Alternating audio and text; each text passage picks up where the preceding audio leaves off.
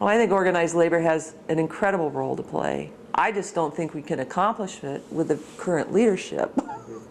You know, the leadership of the labor movement in this country, when I'm talking about the leadership at the top of the AFL-CIO, who's willing to cut deals, who's willing, you know, not to organize workers that work for same corporations in other countries, the ones who want to please, you know, government and businesses are the ones that are holding us back.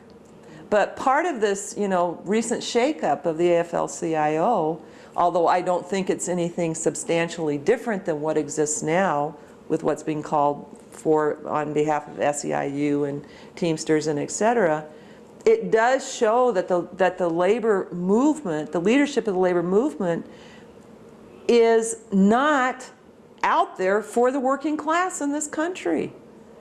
And that's what's going to be required. And so, you know, maybe we need our own. Maybe we need to, you know, go to the roots of this. This is not about a power fight over who's going to control what worker. This is about a fight of working class people's lives in this country that takes on all the issues, from capitalism to segregation to discrimination. What would union organizers or leaders learn from the ETT struggle? I think, or could they? Well, I think that, see, we never compromised. We never compromised in the sense that we never changed our ideals and our objectives. We maybe not always won them, but we clearly put them onto the table. And if they were going to be adjusted, it wasn't going to be on our side of the table. It was going to be on their side of the table. I think that's one of the things of this, you know, the labor bureaucracy and the labor movement likes to have this saying, you know, win-win negotiations. That means, you know, you give a little, you get a little, you know, no.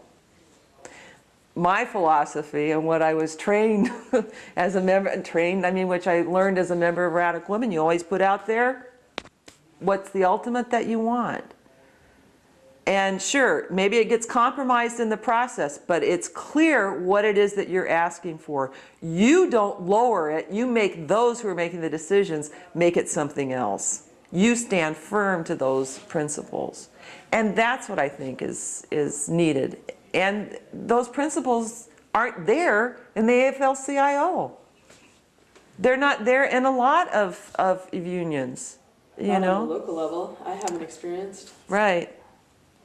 But you know, we can change the world. It's possible. We can certainly do that, and we can make it a much better place.